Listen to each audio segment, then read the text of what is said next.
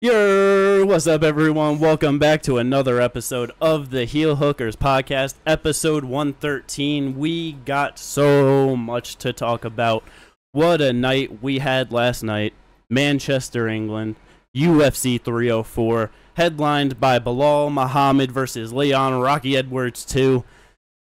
So much to get into. Before all that, as always, like and subscribe if you enjoy the content. We appreciate everyone that does. Very nice, very nice. All right. There's so much to talk about with this, though. So many feelings, so much everything. Main event, the reason why we were all here to hopefully and not gracefully enjoy Belal Muhammad absolutely dominating Leon Edwards over 5 rounds to a unanimous decision victory. Aside from a few moments on the feet, the third round grappling exchange with getting a little bit too fast on positioning with the grappling. Leon slips out, gets the back, gets the whole round, and then the last 40 seconds of the 5th round, that was a perfect performance from Belal Muhammad. Yeah. It was so good. It was. I love to watch that. Just everything was so perfect. The pressure he was putting on him, his striking looked great, and then just throwing in the takedowns at the perfect moments. It was so good. I will admit there was one moment, when I was watching the fight, I think it was the 4th round. It was either the 2nd or the 4th. I'm watching it with my dad, and as he's striking, I went 1, 2, 3, shooting the takedown, and he shot the takedown right when I called it. I'm like, yeah, I called that one. Because he was just ducking under that right so perfectly and just into the body lock. Getting to the body lock, getting his hands clasped, and just standing for a ride. Dumping him on his head, 2, 3 times in round 2? Yeah, round 2, it was twice. The one was perfect, but getting that twice? So good. I absolutely popped the fuck off when Belal hit that shit. He goes for the fuck, like we said, just throws a couple punches, goes in right on the hips or right around the butt, looking for the double leg, whatever. Took a second, wasn't really able to get it, and then he switched off to the high crotch, and the elevation that he got on Leon Edwards, I was just so mind blown to see.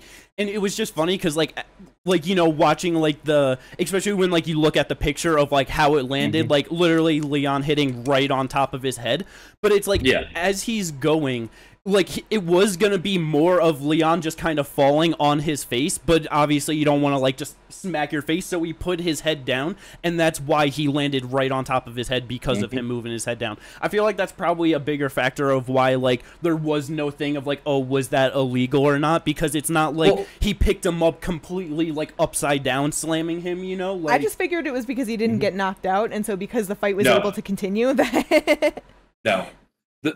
Because I've listened to John McCarthy explain the rule, why he made the rule the way it was when they did the whole rule set at the beginning, right? The whole thing is they didn't want someone to basically do what Jimmy just said, pick them up, basically turn over and just pile drive, right? Okay. So as long as there is an arc, it is fine. So him picking him up and trying to slam him like this, if it just falls on his head, it falls on his head.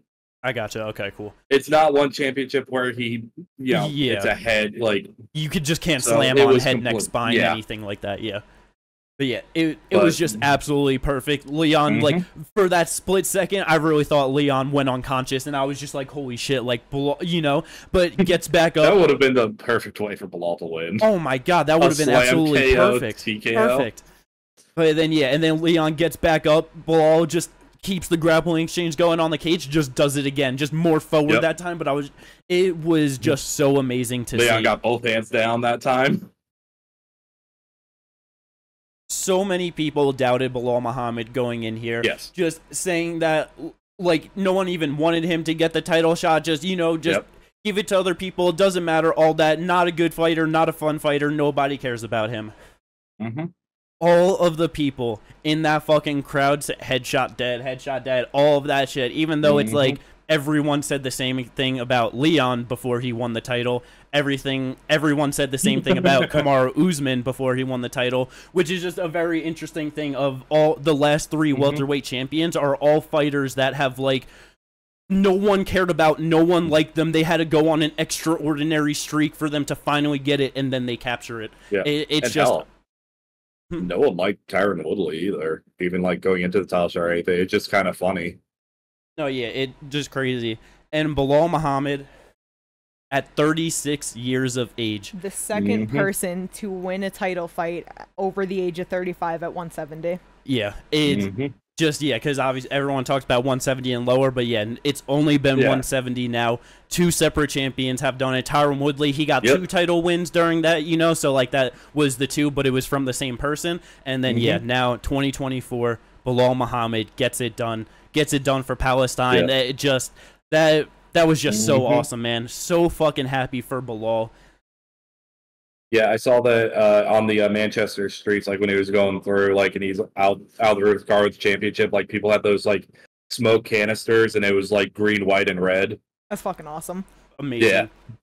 Like, yeah, that I can't remember, like, the other than my favorite fighters that I just absolutely love, like a Max Holloway over Justin Gaethje, you know what I mean? So, like, whatever. Yeah. But just someone where it's like, I would just love to see them get it done. Don't have like the most feelings. Watching them do it and just feeling that pure joy in my heart. Yeah, like, I was so happy. when there was like a minute and a half left in the 5th round, I'm just watching it. It like literally felt like the tears starting of just like, bro, he's about to fucking do this, man.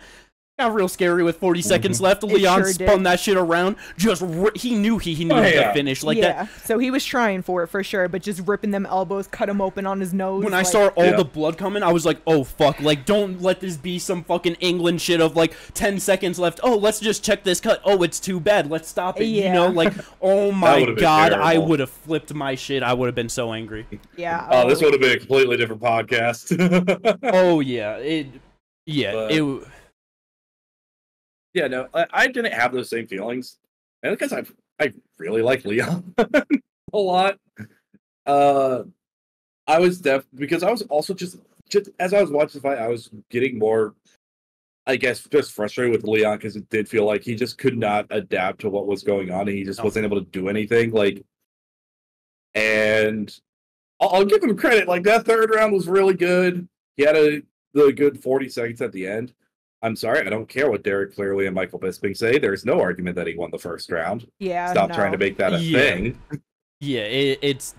I know, like, as soon as the fight ended, and, like, you know, just all the feelings of happiness of, like, you know, Belal did it, and then I hear Bisping being like, Leon won the 3rd round, you know, he might have, like, stole it at the end of the 5th round with that elbow, and there's an argument for the 1st round. I was like, I just had that moment of, like, bro, are they really gonna do this, like, because they're in the UK? It's like they gifted Bisping that decision over Anderson Silva, like, that shit should have been fucking done, signed, and sealed, and they were just like, nah, let it go, and then Anderson still should have won the decision. Bisping got it, but, like... Yeah, no, and that's the thing, like, the 5th round, the only reason I can understand it is just because he did have the most damage in the round, in terms of, like, the most damaging strikes, but, like, that's really, like... It's one of those things where it's like, yeah, like, it was 40 seconds, he landed, like, a couple, you know what I mean? But yeah. In total strikes, 18 to 43. The control time, 3 minutes and 20 seconds to 44 seconds. It's like, yeah, like, he was cut open and there was blood, but that's where it's like you have to look at, like, was he actually about to finish him, though, or did an elbow just slice him open, and it's, like, more cosmetic than really damaging? You know what I mean? Like, I don't know, but obviously he didn't get that round. Yeah. Well, I guess actually 2 judges did give it to him. Well, Derek clearly gave him round 1. Oh, okay, that's what it was. But, yeah, and it's like 6 significant strikes on the ground were landed in Leon for the 5th round. So, you know what I mean? It's just one of those things where, yeah, like, it was like 320 a control time. Like, they were even on the significant strikes, and then 43 to 18 in terms of total strikes. Like, 1 of 3 takedowns for Belal. In my opinion, that was a very clean 49-46 for Belal Muhammad. The only round Leon got was round 3. And, yeah, it's just the round that Leon landed the most strikes in, total strikes, was round 1 with 25. And then in terms of significant, it was round 1 as well with 15. Like, because, like you said, of just Leon not being able to adapt or do anything. Because going into, you know, it's just like Bilal's got to do the Marab game plan of just do so many things and like so much pressure that Leon just can't like handle it. You know, it's just way too much. He didn't even need all like the same amount of volume and like all like he had a great amount of volume. Total strikes 281 and 13 takedown attempts, landed 9 of them. That was incredible. Yeah. But as soon as the fight started, because the first fight, Leon was backing up Belal right away, doing everything he wanted, landing big kicks on the outside, all of that. Belal got right in his face, right at the end of his hands, and just made him back up to the cage, and he just never stopped for 5 rounds. He was just unwavering. He was so determined to go out there and win the fight, and motherfucking Belal gets it done. Bro, Leon was drowning in there, realistically. By round 1, you could see he was like, oh, this is bad. Round 2, Belal got his confidence, and that's when Leon really just looked like, in the grappling, like, oh no, like, I'm tired. He got round 3, that was good for him, but even in there, it's like he couldn't do anything significant. No. Because the biggest difference with, like, Leon to Belal when they had their control, it's like when Leon had his back the whole time, he was going for very, very, very bad sub attempts, like RNCs, you know? At no point was it actually a threat. At no point was it really scary. And he was barely landing anything. At least when Belal had the control, like he was landing a lot of shots throughout it. You know what I mean? Like he had his back for 4 minutes and he landed a total of 19 strikes. Yeah. That's crazy. Leon, that was, you know? Yeah. No, yeah. Also, he didn't have anything for him. He didn't. Also, one judge, it was rounds 3 and 5. The other one, it was rounds 1 and 3. The other one only gave like round 3 to Leon. I knew it was 2 judges that had given Leon 2, so I just assumed it was round 5. Yeah. I didn't even think it could have been round 1. And then, like, with you saying that, Leon said that after the first round, he was tired and he never felt the same. Like, he said that after the fight. And so it's one of those things of... It's just really funny because fans are obviously just incredibly stupid a lot of the times. And so with... like Leon saying that, you know, people are like, oh, the fact of the time that the fight happened at. And then just so many fans are like, they fought at the same time. And it's like, okay, but you had Belal Muhammad, who did a training camp in America, and he fought on the American time zone, like relative to normal pay-per-view. Leon trains in the UK, and he did not fight at the UK. You know what I mean? Like, it was Leon, it was Tom, it was all these guys that are native to that region that are the ones that are impacted from it. It's not the guys coming over, so it's just... I do kind of wonder how much that might have been a factor for Leon, because it's just like... No, yeah. And it's definitely like one of those things where I get it. U.S. pay-per-view market, blah, blah, blah, but it's like, if you're going to go over to other places, cater to that fucking place... Yeah, like fucking $1 billion company. Stupid. It's fucking stupid to try and cater to the U.S. market in that instance because you're fucking over, the fighters in that sense, and you're also you're fucking over the region. Like these motherfuckers are having to go out at like fucking odd hours of the night to go watch this shit live in their fucking own country. Yep. No, yeah, that's true. Because like, I was gonna say, you know, like I guess it's obviously they knew it was coming up at the time it was coming up, so to adjust to that schedule. But it's like realistically, how the fuck can you adjust to that schedule during fight week when you have interviews, you have media day, you have press conference, you have weigh-ins, and all of that stuff is still happening at the regular time. Yep, all of that is on UK time. Yeah, it's not like that's been adjusted to our time. So it's not even like they could adjust it where they're like, okay, I'm sleeping this late into the day, I'll train, like I'll just basically turn my, like just push back my hours, you know what I mean? And because I'm pretty sure Leon said that it's like he felt tired all week, and so it's easily one of those things. He might have been like, I gotta adjust my schedule for the fight. He does that, and now fight week, it's all flipped around. You're fucking exhausted, bro. Like, so it's just because I never, like, especially with Belal having such a good performance, I don't want to take anything away from him at all. And it's like, he did amazing. I have never seen Leon in my entire life, out of his entire UFC career, look that physically tired after 5 minutes of fighting. Never. No, not in the 2 fights with Usman, not against Colby, not against Nate, not against fucking anyone. You know what I mean? It's... that just has never happened. So I do just wonder how much that was an actual factor for Leon. It's like he wasn't a long reigning champion. It wasn't a close fight. He definitely should not get a like instant title rematch. After this happened, I liked the idea of Leon versus Jack, and then obviously Shavkat versus Belal. Yes.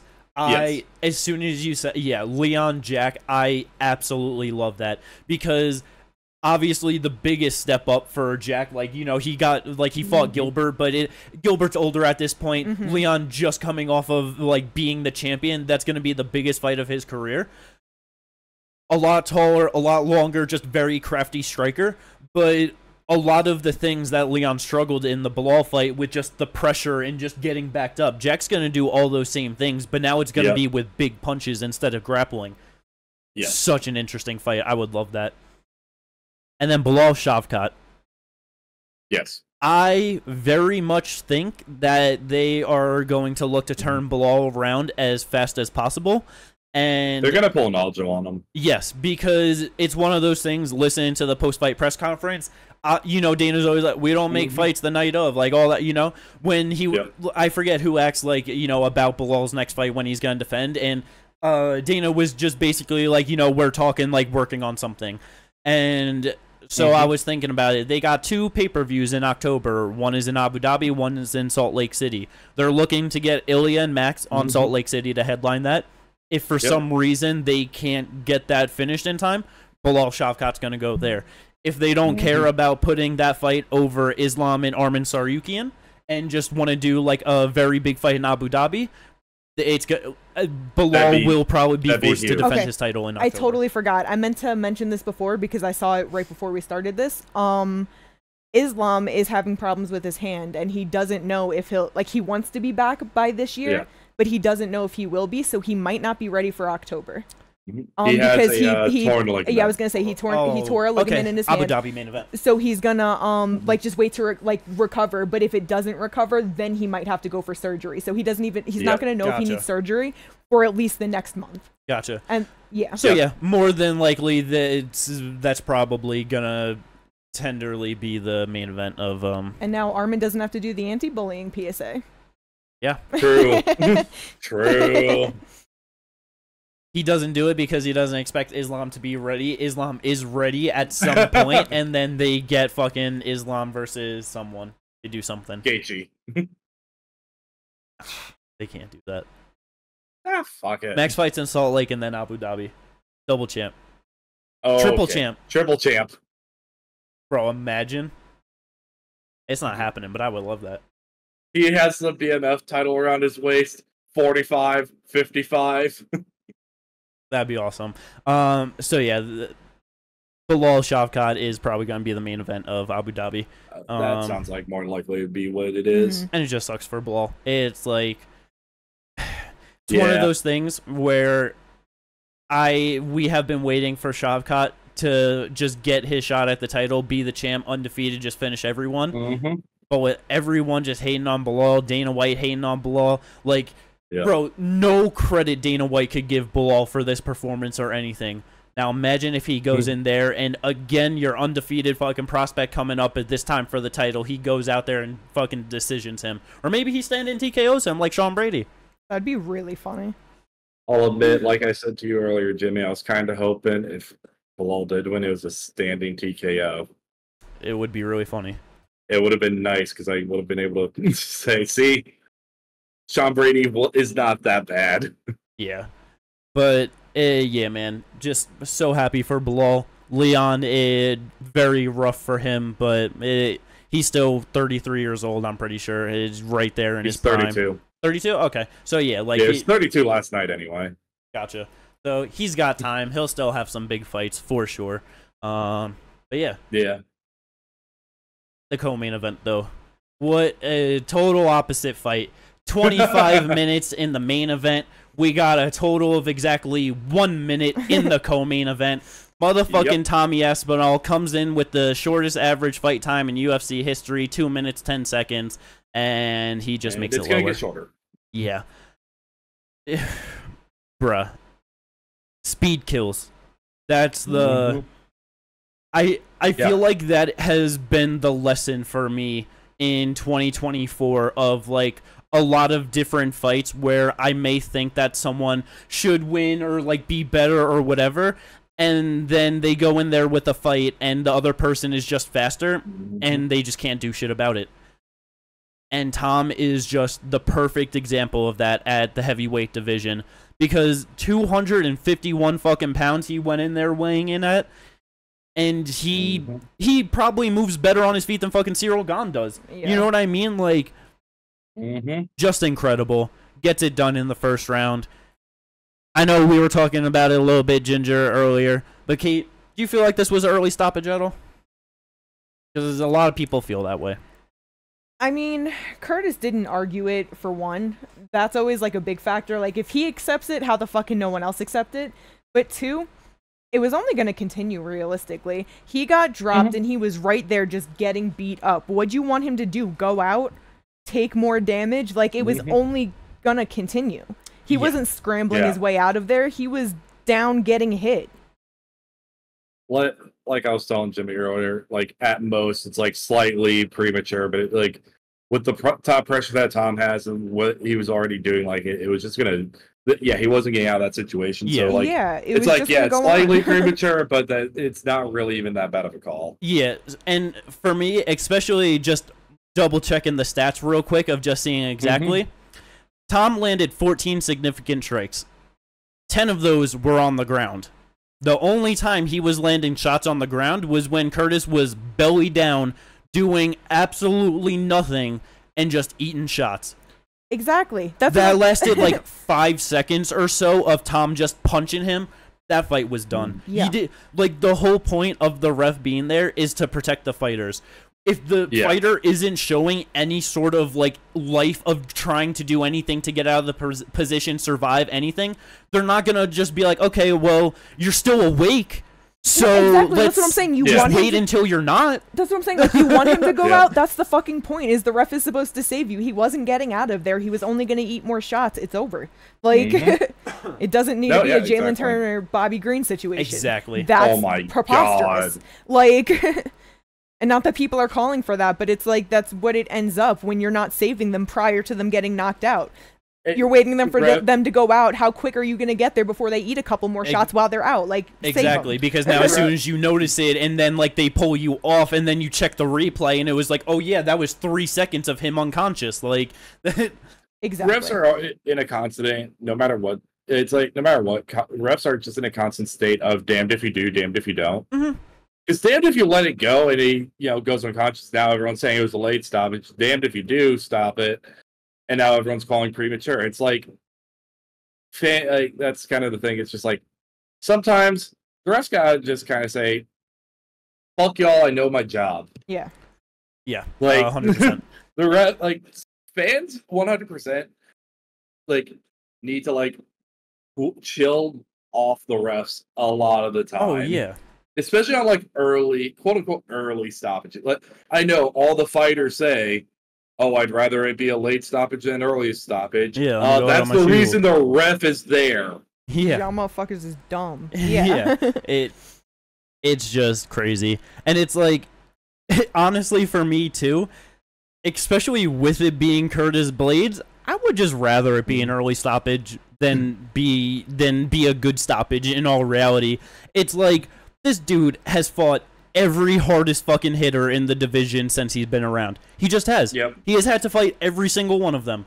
And Francis, Derek, Sergey Pavlovich. Now Tom. Yeah, like it's hard, man. As a fucking very big guy that isn't like the best striker, he's not very fast in the heavyweight division. It's just these just explosive guys are just able to land on him most of the time before he can do anything, and it's over. Yep. But motherfucking Tom gets the interim titles defense done, wins his interim title, and defends it before Jones even comes back or anything like that. It's just another situation of just loving where it's like people are just gonna be like, yeah, Tom's gonna fight Jones because Dana White said he's fighting the winner. It's like, bro, he said real quick. Sorry. Just I'm saying it now. Just fucking wait when a year comes by. Jones is holding up the heavyweight title picture. The UFC's doing everything they can to try and book Tom and John because John said, I'll fight Stipe and then I'll fight Tom. And Jones isn't going to want to do it. And then Dana White's going to be out there. John doesn't want to fight Tom. He's afraid of losing his legacy. Tom's the greatest heavyweight of all time. I'm fucking calling it now. It's fucking happening. Unless Jones beats Stipe in November and then right then on the spot says, thank you for this everything. I'm leaving the belt here. I'm done. That's going to be the narrative. It's going to happen. So just fucking wait for it. I 100% agree with you on it, and that's why I was saying when John was coming back, I don't care if John came back ever. I did not care if he fought again, never fought again, fucking fell off the face of the earth. Like, it's John fucking Jones. Yeah. I don't care anymore. Oh, I was just going to say, because, you know, yeah, people talking about Dana said absolutely without looking that man in the face. It wasn't convincing at all and proceeded to move on right away. No words. He just said absolutely. Next question. Like, he didn't... Why would you believe that man? Yeah. First of all, not only does Dana? not only does like he regularly just be talking out of his ass, but nothing about that was truthful. Like, y'all just believe anything. Like, do we not just remember when like 5-6 months ago in the lead up to 300 and Dana White's just like, the main event's gonna blow your mind, and then after it happens, Jamal was like, yeah, they called me for that right before they announced it. Oh, they really just had something in store to blow everyone's mind. It was the fight we were expecting to happen at some point. It's just so funny of like the consistency of it. It's just like, I don't know, do like fans just only see like, do casual fans only just see like a very small select amount of like post and stuff, and is it just like only just like the UFC or ESPN post and they don't like see anything else? So it's like I don't know, it's crazy. So this is a while ago, but a while ago we had John Jones, that Francis wanted to fight John Jones. John Jones is scared to fight Francis again unless he got paid Deontay Wilder money or more. Yep. Then went into Francis said, I won't want to fight Jones. He's scared of John Jones. John Jones is ready to come up, even though he really wasn't. He was still, quote unquote, bulking up. Into now, John Jones is the greatest of all time. Well, not even that. Like, that's always been a thing. But Jones beat the best heavyweight in the division. Oh my god! He beat the best heavyweight in the division, and now he's gonna fight the greatest heavyweight of all time. He wasn't even the best heavyweight at the time. No. Even when Francis left, he wasn't the best heavyweight. No. Like, it's just absolutely hilariously terrible to see. These motherfuckers forget. Dana White. First of all, Dana White was never your friend. That's so true. That's so true, brother. Second of all, he's a fucking promoter. You know what a promoter's job is to do? Sell. Lie their ass off to sell you a product. Well, yeah, that's the thing, is their job is to sell by any means necessary, and that includes a lot of times lying. Yeah, lying, sometimes telling the truth, maybe fluffing the truth with some lies, exaggerating the truth, omitting certain things. Yeah, absolutely beautiful. My last real thing on this, 'cause obviously, you know, whatever. But I guess two things. One, obviously, it's never going to happen, but Tom Aspinall's idea of a one-night heavyweight tournament for MSG, Jones versus Stipe, Aspinall versus Poatan, winner fights the winner, 2 fights in one night, who's the best heavyweight on the planet. I fucking bro, it's funny because I saw that post on Instagram and someone was just like, God damn it, he's got to stop being so likable. And it's just this is the way we always says the right thing, always has the best game plan in mind. Well, that's never gonna happen. Oh, for sure. But Russian would never allow it. It's just so funny because I think a Russian would. It's MSG. That's when it's happening. So I know. New York won't. Yeah. Oh, sorry. Oh, I was just gonna say, it's like, bro, the winner of Aspinall Poatan has such a better chance after that point, or they're gonna be in much better condition. Because I assume that fight would end early. Yeah. Under 3 minutes, somebody's going out. But I think 3 minutes seems way too long. I brother. know. I agree, but I was just gonna give it that couple of minutes just in case. It's like 2 exchanges max. Like, just in case, okay? Just in case. But it's like, I don't know. I don't think Jones is gonna go out there and do to Stipe what he did to Cyril. very unlikely.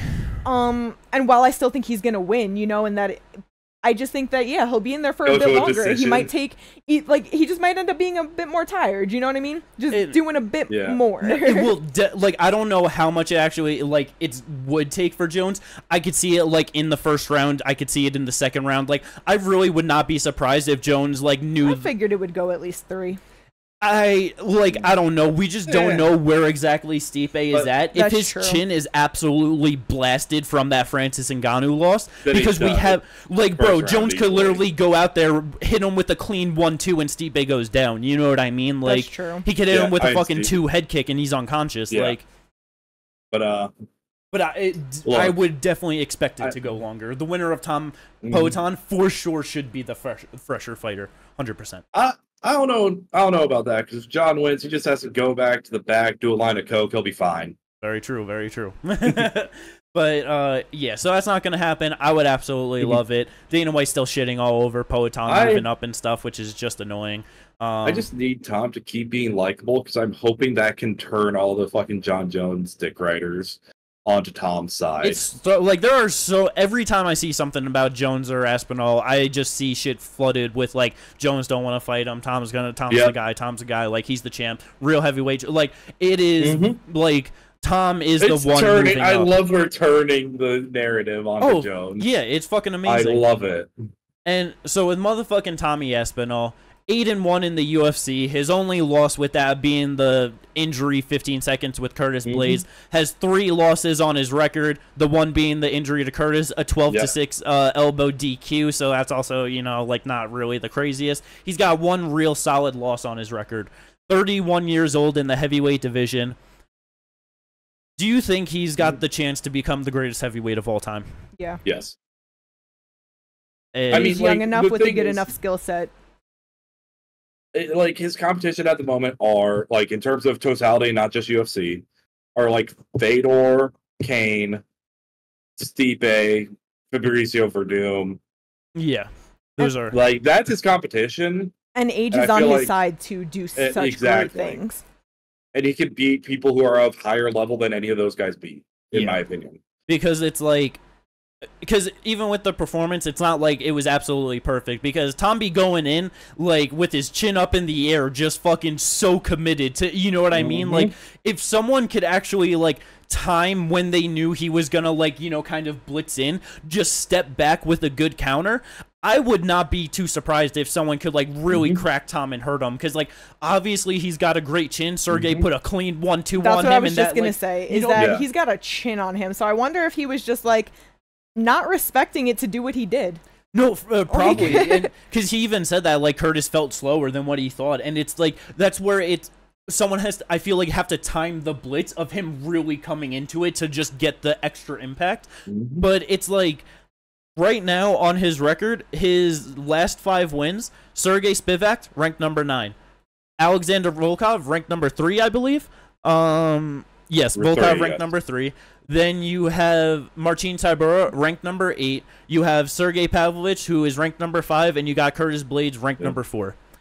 3, 4, 5, 8, and 9 inside of the top 10 with an interim heavyweight title defense. 31 years old. Bro, there is not a person in the heavyweight division that I would favor to beat Tom Aspinall right now. There's just no one. No one in a rematch, no one in anything.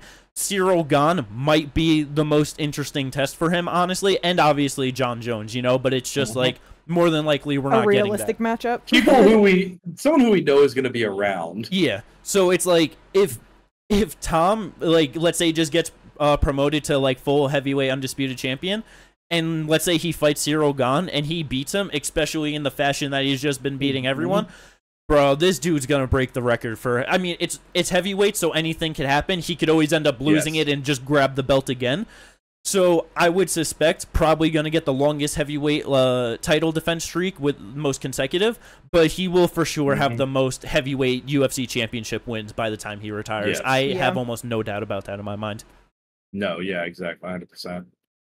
And Let's go. it does suck that he is like a heavyweight in just the sense that like that people ding. I hope people don't ding heavyweights just because like they can't get double champ unless they were to move down. Yeah. Like don't like people. So many people are just so into the like whole multiple weight class, multiple champion things. I'm just like, can we just not include that in the heavyweight division? Because if you try to do that, it makes no sense because that means they got to move down. Yeah. Anatoly, give him his respect. Very true. Very true.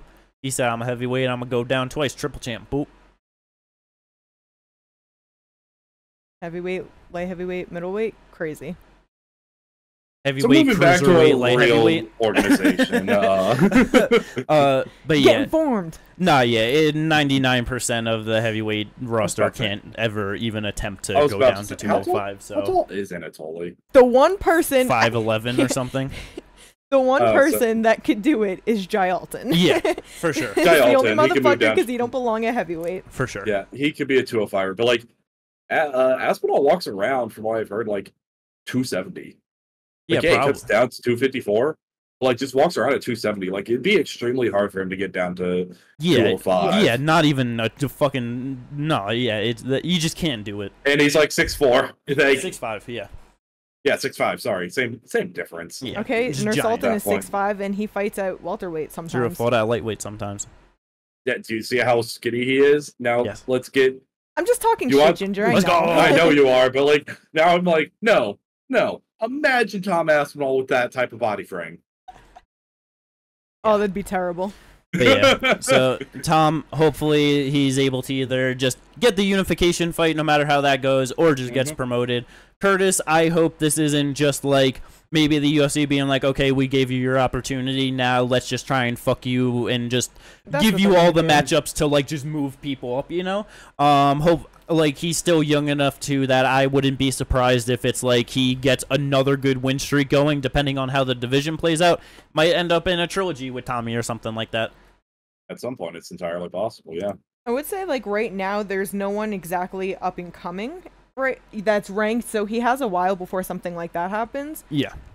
So And his grappling is still far better than basically the entire heavyweight division. So, Yeah. So I have no idea where they're gonna go with him. no, yeah, I really could not tell you. Like from never getting a title fight, all of those things, and then he takes a loss, gets the Jyalton fight, interim title shot. You know, like you do not know how the UFC is gonna play it.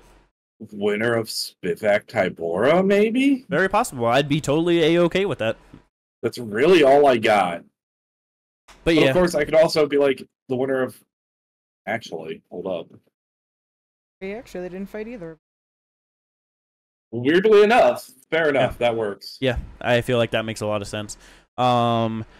Featured bout on this card, boy oh boy oh boy, motherfucking fuck. Paddy Pimbleton, Did you know he's the first person to do this in 15 years? sub Bobby Green. Yep. Yeah, I know he hasn't been Yeah. subbed in a whole long time. Yeah, since 2009. Yeah, a couple things with this one. Paddy versus King Green. Paddy looked so much bigger than Bobby in there. Yeah. Yes. So much bigger. They are not both 5'10". Yeah, they want to fucking say they're both if Bobby's 5'10", Paddy's at least 6 foot tall. Like, for sure. He looks so much taller, so much longer, so much thicker. Like, everything about him was bigger. Doing real good on the feet with Bobby Green. Was being very smart, staying out at range, just kicking the legs, you know, not trying to box with him or anything. And just kicked Bobby in the legs, just makes him, like, get off balance, shoots on the single right after, wraps up the gilly, transitions it beautifully into the triangle, and then it just, as soon as Bobby went to sleep, he just takes the arm with it and just put Bobby unconscious, first round submission. Yep. Motherfucking Paddy Pimblett is top Not much 15 to say lightweight. about it.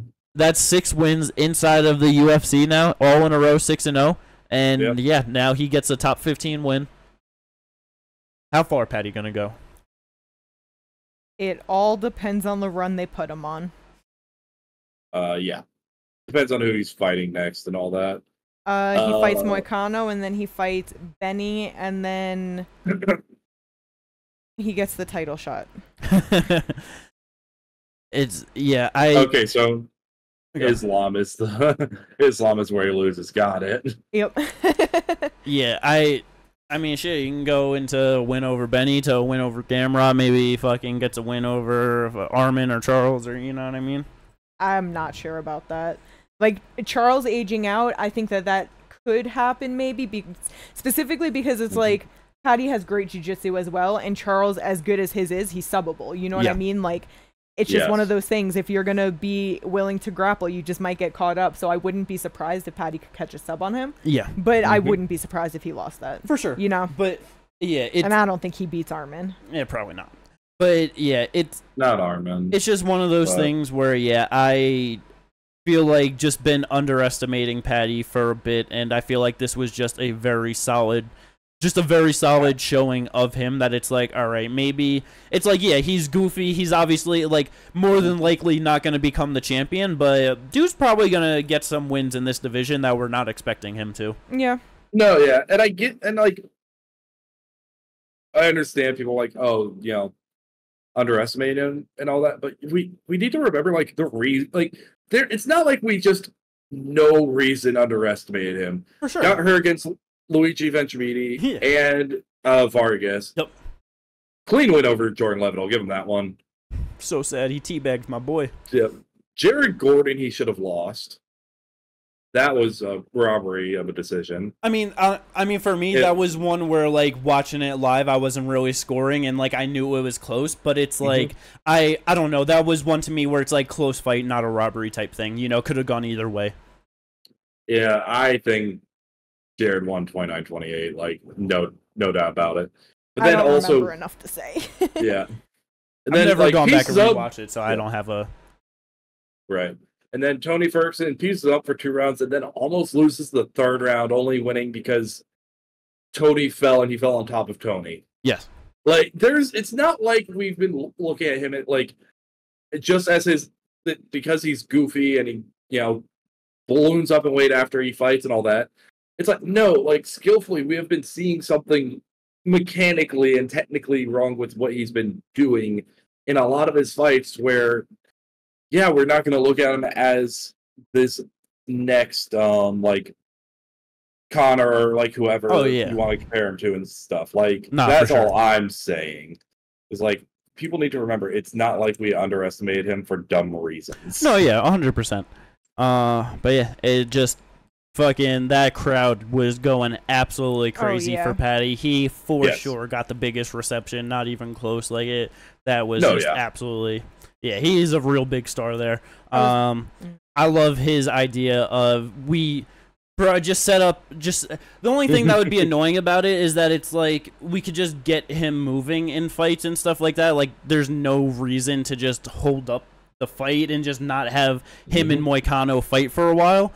But, bro, Paddy and Moicano on the Ultimate Fighter for next year. So good. Yeah. Sign me the fuck up. Every moment of them together, not even together, just talking by themselves.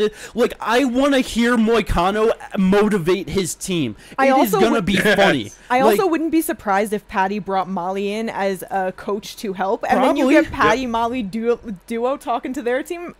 Yeah, great. Hell, we're gonna get podcast episodes because Moicano might bring Gilbert along, and so we're getting Gilbert and Moicano, Molly and Paddy.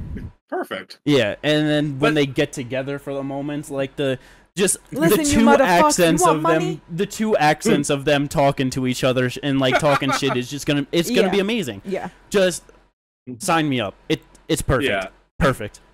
And here's the thing: I get what you're saying, like about postponing. I would rather it be like this type of like postponement of a fight than it being a divisional title, being that's true. The heavyweight, the 135, like whoever it is. Like, I would rather it be like rivalry fights than title fights. That's very true. And with that, like, with it not being a title fight, there's not going to be so much of, like, well, we need to make sure that, like, we have it at, like, the right date for the right market because you have the headline or, you know what I mean? Like, they could literally just decide, like, let's just start recording in October. Like let's just do another season. Yeah. You know what I mean? Like they could exactly. just do That's it what I at a mean. much Like, sooner timeline as well. Yeah. And I See? like the idea I love that it. me and you talked about earlier of it being Team Brazil versus Team UK. Yeah, that'd be a lot of fun. It's definitely they've done that many times with different things. Yep. It's Like Team USA, Team UK, and all that. They've done it multiple I'm times. sorry, but Be that really shouldn't good. happen. that shouldn't happen. Brazil versus UK. Why not? Say your truth. Speak it. Speak what's in that brain. I have seen a lot of really good Brazilian fighters. Yeah. Yes. I've seen fun and decent fighters from England. A couple of really good ones. The numbers are not the same. Nope. No, and that's what makes it fun. And that's why it's gonna be even funnier. Moicano talking more shit. Yeah, Maybe. Moicano. Imagine the amount of shit Moicano can talk then. But maybe it's one of those things where it's like they get the first 7, Patty wins the last one, but Patty's one guy is the person that wins the whole thing. You know what I mean? The two matchups on here that was Brazilian versus England, the two Brazilians won. RoboCop beat CLD and Bruno beat Molly. Hey, I'm just saying. I'm just saying. I didn't think about that at all. I just thought about the country versus country aspect and the two people, and I loved it. You got a great point there. Sorry, that's all I thought immediately. I was like, Brazil sweeps. Yeah. Like, I thought there was going to be a different angle to that, and that's why I was like, no, I need to hear this now. Oh, that's so funny. Yeah, I don't know. But yeah, but no, but I still think it'd be like it'd fun, be great though. Like, It'd be so much fun. Great, one of the better seasons of the Ultimate Fighter in a lot of years for sure. hell yeah. yes. And then, as you mentioned, it just happened. Maybe I can help it out a little bit. Instead of that, it'd be Team South America versus Team Europe. So then you can throw Russia in there, and they can help with that end of it. Patty just with some. Patty just has a full team of just fucking Dagestani, just a whole fucking, just the very traditional look and everything. That would be even funnier to see, honestly. But yeah, good shit for Patty, man. Let's see what he does. Great run, awesome. You mentioned it though with the UK versus Brazil matchup, RoboCop versus CLD, Christian Leroy Duncan. Yep. This was a fun fight. Yeah, Yes. like doing the Tapology picks, I really started to feel like, okay, this should be Christian Leroy Duncan's fight. Like, I feel like he's just going to be a bit cleaner. RoboCop has been finished before. He's in there in the pocket to get touched. I feel like he is getting fucked up. And then, like, 2 minutes into the first round, I'm like, RoboCop's knocking him out. Like, Christian Leroy Duncan, tough as hell. He Yes. got a chin on Yes. him. Got to give that to him. But yeah, RoboCop was just landing bombs on him. A couple times CLD was looking like, I don't care, I got a bomb back, which is really dumb, and I thought he was going to get knocked out for that. yes. But tough. I mean, it's dumb, but it's also like round 3, 1 minute left. It's like, I need a finish. Fuck it. If I get finished at I this did it a point, couple like, times. what's the difference? No, yeah, because I'm pretty. It was like round 2 at some point. Like he was just Oh, kind of yeah. going out there swinging. I'm like, bro, this ain't what. Like, what are you doing? Not that smart. Very fun though. But yeah, the way that he was just like retreating out of like the exchanges, I just really thought if RoboCop just like followed up with a few more punches, he was just gonna land something big and clean on him. Toughed it out. RoboCop gets the unanimous decision win. Calls for a top 15 opponent.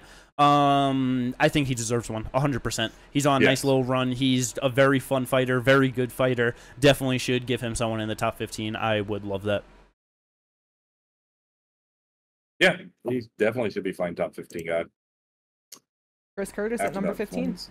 Yeah, I'd be totally okay with that. I would be okay with Chris Curtis. I would be okay. Who's that fucking 14? Fluffy.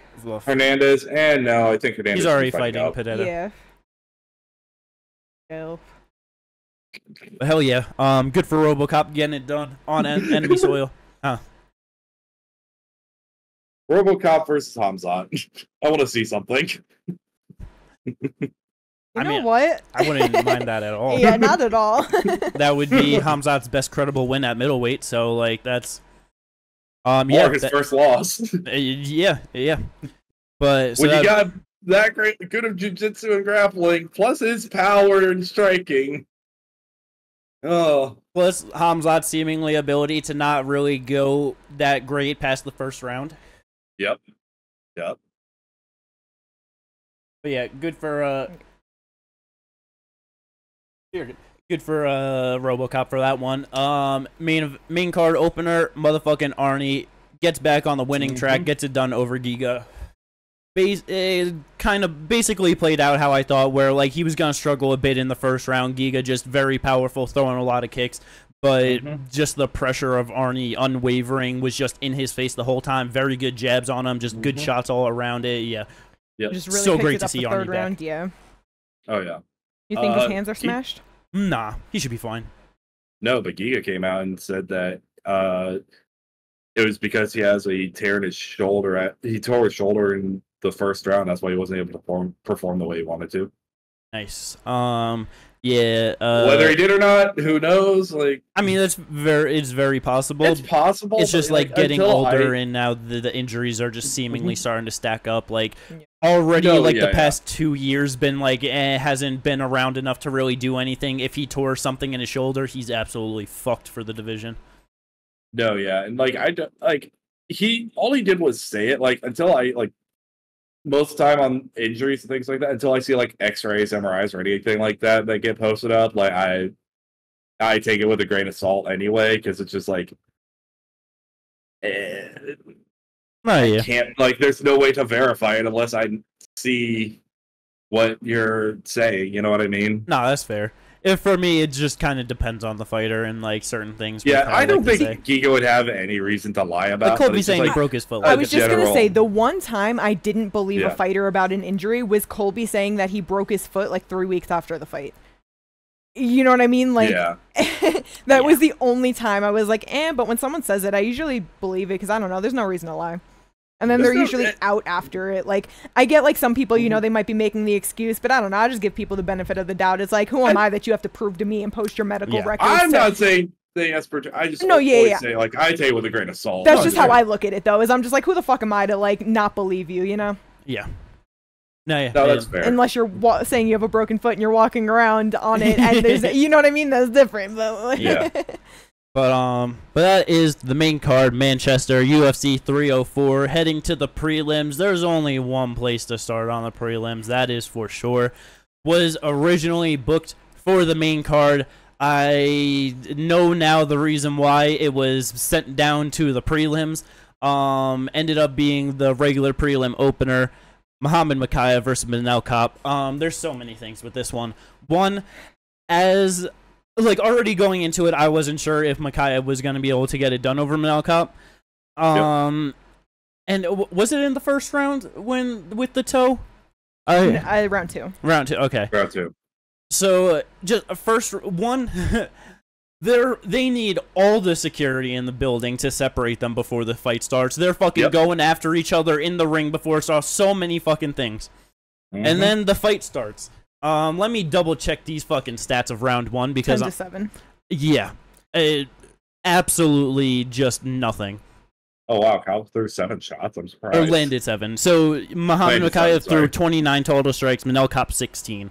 For two motherfuckers that really wanted to beat the shit out of each other, they really stared in front of each other and did nothing. And then round two happens, and I forget the exact exchange, but Cop clearly broke his toe, bent down trying to touch him. Mokaev just goes running after him, throwing punches. And then Mokaev just still really didn't do too much after that. It's like, I don't know, just all of the things going. I know he's still only 23 years old, so that's like easily the biggest thing where it's like he has so much time to grow and learn. But it's like, with talking of like, I want to fight the champ, I want to fight Royval, I'm at this level, undefeated, all these things. It's like he is just not performing in a way that gives me any sort of confidence to be able to hang with the elite guys in this division.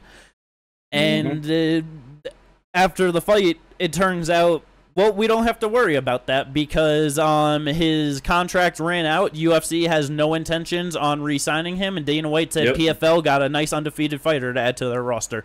Even though Bellator does not have a 125, or PFL has a 125 division. Yeah. So Mokaev's out the UFC after having 3 top 15 wins. Definitely like top 3 or 4 in like the guise of top 15 with like most top 15 wins. You know what I mean? Yeah. Yeah. Yeah. What's next for motherfucking Muhammad Mokaev after going 7-0 in the UFC and getting bounced basically? I feel like the only place that makes sense is one championship, mostly because, well, one, they have a flyweight division. Yes. 2, he does train in Thailand at Tiger Muay Thai with a lot of one championship fighters. So, like, I wonder if just, like, the ties with them, like, it might just lead him in that direction. But I don't know how that goes because we all know one doesn't have the craziest roster. It's either somebody you've never heard of, a guy that's sitting in their top 5 that you've seen a couple times, or their champion that everybody knows and loves. I don't even know who they have in flyweight MMA other than Adriano and DJ. Yeah. Those are 2 very, very, very, very bad fights for him. Yeah. Yuya Wakamatsu, Danny Kiangdad, Reese McLaren, and Hugh Young are Okay, I know their I've top seen Reese 5. McLaren and Hugh Young, but like just not notable people. I don't really know what they've done, but you know what I mean? Pretty sure I remember Wakamatsu and Danny Kiangdad. I'm pretty sure DJ beat both of them in the tournament when he went to one championship. Okay. Yeah. But it's also DJ, so. Yeah. But even with all of that, one championship is looking for consistent action. Yes. They will pull the yellow card on you in 15 seconds if you're not doing enough. They're not gonna let Mokaev fight like this. No. I don't know how long he'd even last in there because of his fight style. And then it's like, let's say he did move up to 135 and he decided to go to Bellator because he's not trying to do the tournament, you know? I could see him losing to Pachi or Magomed. He takes a loss in Bellator, and Dana's going to be talking, that's why you weren't supposed to be here. Yep. Like Rafion Stotts is a good fighter. Like, you know what I mean? They got fucking I forget the guy that But Sergio is a hard fight for him as well. Yeah, so yeah, Sergio's there. I forget the guy that's fighting Pachi in the next one. But oh, I just saw that. I know. It's like it's right on the tip of my tongue. It's fucking God damn it! I'm so angry at this. Higa. Leandro Hugo. Higa. Yeah, Leandro Hugo. Higo? Yeah. Higa. Yeah, cause yeah. HI. Because I'm pretty sure there's someone else that it's like very similar to the last name. But yeah, it's like they got some very solid wrestlers like that, and that's the thing with Bellator's one. They got a lot of good grapplers there. Kyoji, Magomed, Rafion, Sergio. Yeah, like it's gonna be hard, man. Up a weight class, being 23 years old. It's like, yeah, that's rough. I have no idea where he goes from here and how his career actually takes a different path because of it, you know? I think probably the best thing for him would be to go to KSW, because I'm almost 100% sure that they have a flyweight division there. They are a very solid regional promotion that has a lot of good fighters, but they're obviously not the best fighters. KSW does so much with just having a good card, and, like, you know what I mean, just making a show out of it, that it's like if they look at Mokaev like, we want you, they know that it's like we can market you, you know? They're gonna give him fights to build him, get him like just on a good win streak, like fucking Phil DeFree is 10-0 or some shit in there, you know what I mean? It's like they're gonna let him build, and then let's say he wants to be there for 3-4 years till he's 27, 28 years old. Maybe he goes 8-0, 9-0 there or something, you know, maybe even 10-0 if they can just get him fighting a whole bunch. They go down to 135. Okay, but so it's either one or he's got to move up. Yeah.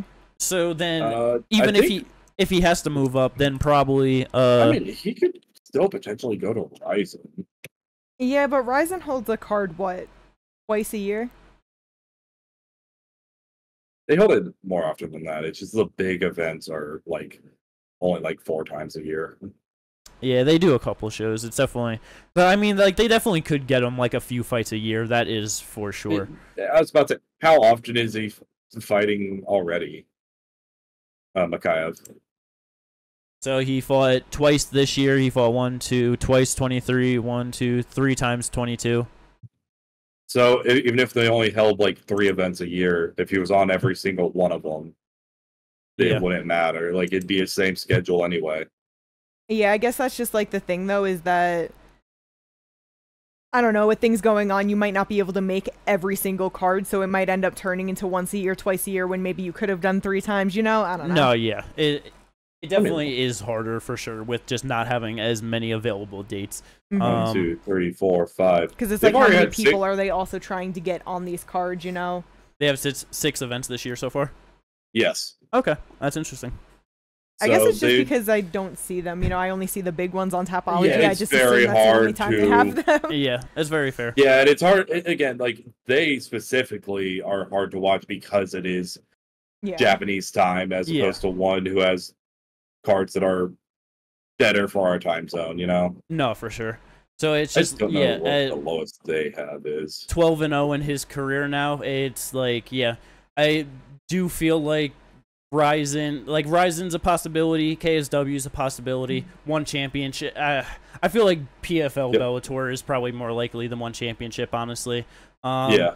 But it's like, yeah, if he can, I feel like the best bet, go to Ryzen or KSW for 4 years or something, get as many fights in that amount of time as you can, build your record, build your resume, and then 27, 28 years old, when you're much closer to being actually in your prime, now look for one, or look for PFL if they're, you know, around, look for UFC, whatever it may be. I feel like at that point, too, he eventually would have moved up naturally anyway, because, again, he's 23. Yeah.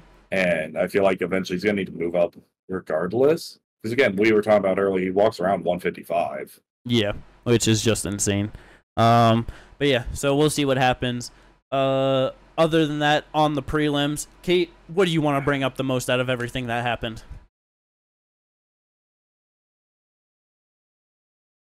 On the prelims? Yeah. Anything that you want to talk about. Anything notable at all to you? I'm very happy that Mick Parkin was able to knock out Bresky. Very so we nice. didn't get 3 rounds of that. Yeah, got himself a $100,000 bonus. Tom Aspinall got a $100,000 bonus. Patty Pimblett, $200,000 bonus. Oh, he got doubled up? Yep. Patty quadrupled up. 200,000. Yeah, but doubled up on what it was for tonight. But, yeah. Yep, that was very nice to see him get his first finish in the UFC. Could actually be getting closer to top 15 territory. Maybe just start knocking people out. It'd be very nice. Young heavyweight. It's good. Trains with Tommy Aspinall. Could you imagine that? Like, you just saying quadruple. Could you imagine they just give fight of the night and then all 3 performance bonuses to the winner of that fight? That'd be really funny. But Jesus Christ. Yeah, Ginger, anything notable to you that you want to bring up on the prelims? So, Jake Hadley, should he move up to 135 or not? Probably, because I thought this was going to be an absolute terrible loss for him because he's not that great at 125 pounds, and he very easily beat Cowlin Lauren in that one. Cowlin Lauren. It's Loughran. Cowlin Lauren. Yeah, no, he like, the thing with Loughran is he's just stiff as hell. Crazy. Like, he's just... Yeah. Also, if fucking tucking your chin was a person, holy shit. Dude's head is angled down. He's looking up at his opponent. Yeah, it is. Yeah, he's not going to do anything in the 135-pound division, but Jake Hadley maybe. Jake Hadley has a chance. I'm going to be honest. I think he should move up to 135. I think it'd be a good career move for him. Hell yeah. But those are definitely the most notable things to talk about on the prelims from UFC 304. Tapology was absolutely incredible. Very happy for Kate getting ahead of me. She was already a little bit ahead of me with RoboCop being Christian Leroy Duncan, but if Leon won, then I would have won, and that would have made me sad. So Kate gets ahead even more, 115 points, first place with that Belal Muhammad decision. I did not have enough faith. I should have let it go. Very fucking nice. Yeah, Kate came in first, 815 points. I came in second, 725. Ginger, 415. Not that great. I only got 2 wrong because I got the whole main card right. I got Molly McCann wrong and Callan. Yeah, Callan. Yeah, we all got that one wrong though. We all expected Loughran to come in and really put a show on. Yeah, because it's like Jake took this on a week's notice and just. Like Jimmy said. Exactly. Yeah. Everything he said before. So I thought that Callan would get it done. But yeah, those were the only 2 I got wrong. Yeah, I went 50-50 on the card. Yeah. I got 10 out of 14, so not terrible, pretty solid, but whole lot of decisions, you know. Very nice. No, yeah. But that was Tapology. The draft a little bit better too. Kate got a win with Muhammad Mokaev. Hooray! We're gonna wait till the rankings update, and then once he's out of it, we're gonna see everyone ranked at number 8 because that was the position she got him at, and then you'll get a new fighter since he's out of the UFC. Very nice. That's so crazy. So yeah, with that win, gets you to 12-8 overall. Not too bad. I got a win on the last night's card. Tommy Aspinall getting me to 12-5. Very solid overall. Ginger Terrible. goes a beautiful, perfect 1-1. Arnie got the win. And oh yeah, the head-to-head matchup. Take a loss. Yeah. Yeah, another head-to-head matchup that I get over Ginger. Let's go. Bringing me up to a respectable 10-11. Yeah, you're so close to being positive, but I'm so close to being just even.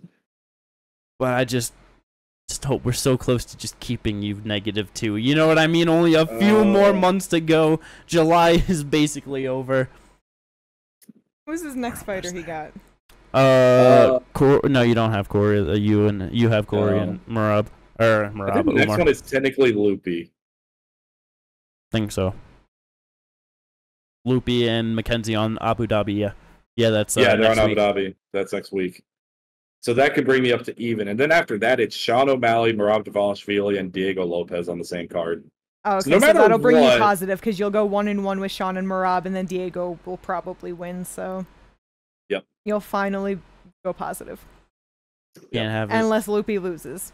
If Yeah, Loopy but- loses, then I'm not going positive. We need a no contest or a draw on Sean versus Marab. That'd be really funny. We needed Ginger can't get positive. Let's go. No, that would be horrible. Who's my next one after those guys, though? You got Benoit? Benoit. Yeah. Oh God.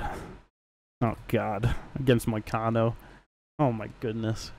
I don't like this. Ginger's probably getting positive this year. God fucking damn it. We got time. We do got time though. But yeah. So we'll see how the draft plays out for the rest of the year. And now on to some fight news. Not too much. You're just going, no matter what, you're staying the same percentage next week because you have, what, it's just Corey and Umar next week for you? Yeah. That's all you have. Pretty sure. So, Yep. It'll keep 13 that and 9 even. next week, no matter what. Let's go. But on to some fight news. We don't got too much, but we do got some good stuff.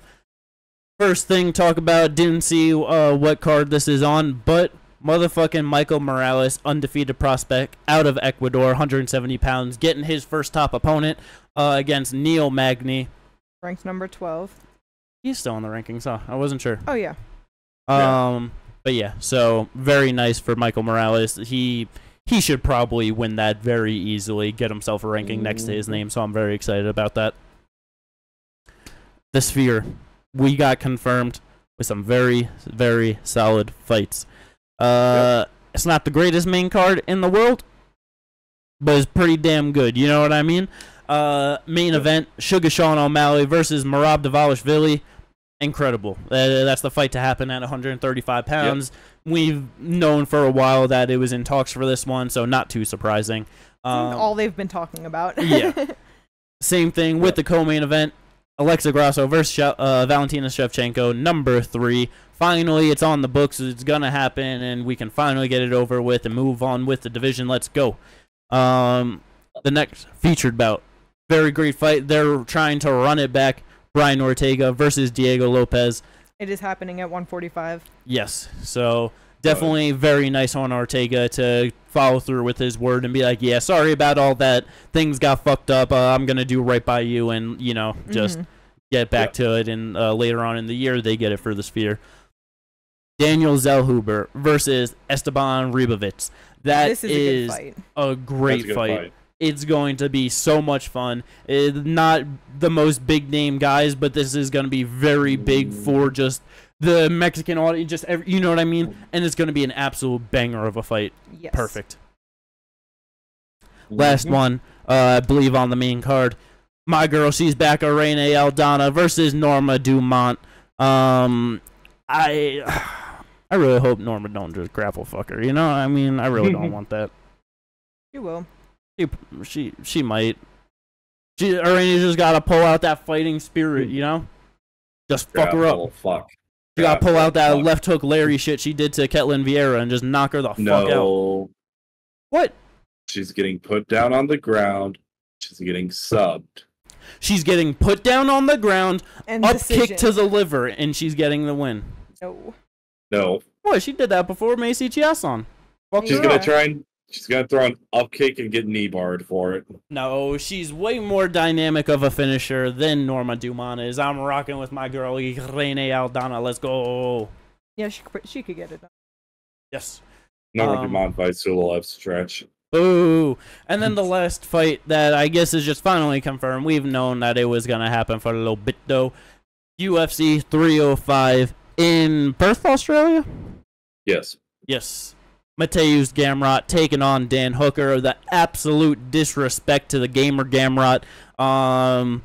According to the UFC, weighing in as a backup fighter gets you a title shot. Gamrot weighed in as the backup fighter. They needed the backup fighter, and they said, no, thank you. We're going to go with Volkanovski and ruin his career. And then there's like, well, how about RDA, who's way down in the rankings? And then he does that, and they're just like, well, now how about Dan Hooker, who's way down in the rankings? And for real, like, what is going on with, like, disrespect to the boy that nobody cares about. I don't even care too much, but someone's got to fight for Gamrot, and it's gonna be me to the 75 people that watch this. You know what I mean? I mean, he probably just wants to fight, and this is what's currently available. You know what I mean? It's like looking up, even if he were to get the title shot. Let's say Armin wasn't there. It's like we said, Islam is injured. Charles just lost. Like, we don't know when he wants to come back. We know what happened with Gaethje. We know what happened with Dustin. There's Gamrot. I know. You know, he probably just, wants to keep fighting and make it so it's undeniable. Like, no, I'm up next. What the fuck? Like, Armin happens and then it's me, you know? That's where it's just one of those things where it's like... Because he's only on a 3-fight winning streak. And one of them is an injury. Yeah, I know the whole backup fighter thing, but it's like his wins are over a split decision over Jalen Turner. Yes. That everyone thought he lost, but he got the win. The injury... with Fiziev, and then a decision over RDA. So it's not like it's this credible run where it's like, yeah, it's the guy. It's just the fact that they brought him in as the backup fighter for the one fight. But it's not like he actually is the most deserving. No, he isn't the most deserving, but it's like, even with the like win streak he's on, it's just one of those things where it's like, oh yeah, just like if he just keeps fighting these guys, he'll be undeniable. But he's going to keep getting forced into these fights that are behind him because he's not a star, while other people are going to jump ahead in the rankings against bigger names because they're more fun. And then it's going to be like, okay, Gamrot's on a 5-fight winning streak, but his best win is someone ranked at number 12, and this guy just beat number 4. So that guy who just beat number 4 is more deserving. That's just how that's the fucking name of the game with Belal. You know what I mean? Like, it's just one of those things, and that's why it just sucks when it's like they can't get the big fight, because it's just an endless cycle of having to do that until, finally at some point, which a lot of times, especially in the last few years, it's like a 10-fight winning streak, and now you're finally at the title shot, you know? Yeah, I just don't think it'll go that long. It's like I said, it's a 3-fight winning streak. 2 of them are low-key fraudulent. 1 of them is an old RDA. So it's just... I know, but give it a couple more fights and then we could be mad. but also, like, it's just the prediction of that, because it's like, he beats Dan Hooker, but then what? It's like, what? Now you got to run it back with Fiziev. What? Now you got to run it. Well, what if now he beats you got to fight Hooker Patty? Now you got to fight. You know what I mean? I feel like if he beats Dan Hooker and then after that, you know, Mokaev, Islam and Armin happens, but maybe Charles is ready at that point. That's the fight that happens. What if they actually do move him up? He fights Charles. He beats Charles. He gets the title shot. I would not be surprised. That's entirely possible. It's not like Charles has anyone else he could really be fighting at the moment. I guess it's just like there were talks of they were trying to do Gamrot versus Oliveira. Gamrot wanted 5 rounds, Oliveira wanted 3 rounds, and now all of a sudden he's fighting Dan Hooker. So it's just one of those things where it's like, yeah, sure, he can fight this guy, but what if that guy doesn't want to fight him? Now, it's... But exactly, because it's like even with Charles, that just sounds like a disagreement on... No, I was just going to say, that just sounds like a disagreement on Gamrot wanted a main event, probably a fight night. Charles Oliveira wanted to be on a pay-per-view. Yeah, he wanted to, And that's the thing. Something as simple as that. Now the fight's not happening, and he's fighting all the way back in the rankings. And that's where it's but just... It's like, I think, like, in that position, like, Gamrot... I think the problem is Gamrot's trying to negotiate like he's the A side, when it's quite clear he's the B side. Well, yeah, but it's also like, it's just, you got to do that as a fighter, though. He knows that his best chances of beating Oliveira are in a 5-round fight than over 3. And not only that, I will say that it's like when you are getting to number 1 and it's like at that point where winner's going to get a title shot, it should be a 5-round fight. Yeah. Especially for someone like Gamrot who has not been in a 5-round fight. Or Armin. Yeah. Armin was 5 rounds. Okay. But either way, that was a couple of years ago. It's like, let it happen again. You know what I mean? Give him like just that 5-round spot. No, exactly. And so that's where it's like he can. But Charles just might not have wanted it. Just a couple months coming off of the loss. You know what I mean? Like, what if with more time he might be down for it? But maybe. That's the thing. Like, we don't know circumstantially like why he wanted 3, why he wanted 5, what's going on with that. Like, it's just like at that point, like, Gamrot has no one else to fight because like it's literally he can only fight down at that point because everyone else is either not fighting because like there's no like him and Poirier are not going to fight their teammates. Gaethje, his teammates with Armin, they fought. No, but it's just one of those things where it's like that's okay. I know like, he's not going to have to go on like a 10-fight winning streak because he's already so high up in the division on a 3-fight winning streak. But it's like, I will not be surprised if it's the end of 2025, Gamrot's on like a 5 or 6 fight winning streak, and we're still talking about someone fighting ahead of him because it's like... Nah, I'd be surprised. Would you be surprised with thinking about that Conor's going to fight Chandler in December? Never mind. Thank you. Okay, but that's not okay. But that's not fair. A Conor issue. That's a Conor issue. But it's also because Gamrot's just not popular enough to get in line. Nobody's more popular than Conor getting in line. No one would do that against Conor, though. But the thing, he's not popular enough where he keeps getting like pushed, like he's gonna keep getting pushed back for Conor to then eventually it's just gonna be so long that Conor can now be in the spot where you can give him a title shot, where it's like Gamrot should have probably already had one. That's just like it. Gamrot's gonna get fucked. He's probably gonna have to go on like a 6-fight winning streak to get a title shot, and it's like the thing is like you're also like this guy like if fucking Conor gets knocked out by Chandler, like Chandler's fighting for the title too. Like that. Are you? Do you think if Chandler goes out there and knocks out Conor McGregor, he is not fighting Islam or like Charles or something for a vacant title if Islam decides to move up or whatever? Like, or Chandler is in a title fight, 1-fight win streak, knocking out Conor McGregor. It's happening. And I would literally tell Dana to his face that is retarded. Yeah, but that's like...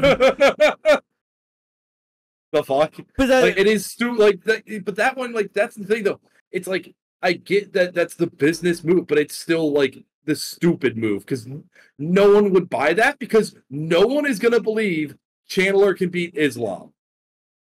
Bro, if Chandler knocks out Conor, that will blow him up so much further as a star than what he even is now. And he's already a good star for them. Like, Dustin was a great star for them. He knocked out Conor fucking through the fucking roof. Like, bro, the winner of Conor Chandler is getting the title shot. And Islam will probably stick in the division because he knows that's going to be an easy fight, and he's getting fucking paid. And then he's bouncing out of the division at that point. So if it's an interim or a vacant title, what are the chances that Gamrot gets put in there?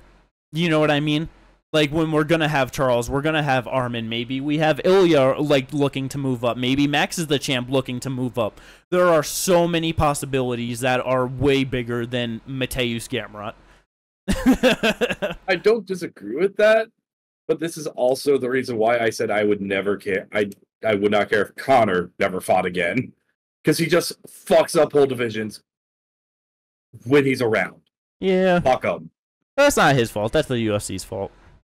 It is his fault. He's the one who made himself that big of a fucking star. Sorry that he did the better than anyone else at fucking the game. Like, that is part of. Well, you're acting like that's not his fault at all. Yes, it is. You're acting like it's a bad thing. He did exactly what he was supposed to do to make the most money. It's Dana White's fault. Ginger, listen. I'm not saying what he did I'm just. Be a big star. I know. I hate Ginger today. I know, but it's like it's all the UFC's fault because if it was up to Conor, he would have already fought Chandler last year. This would have been fucking over and done with.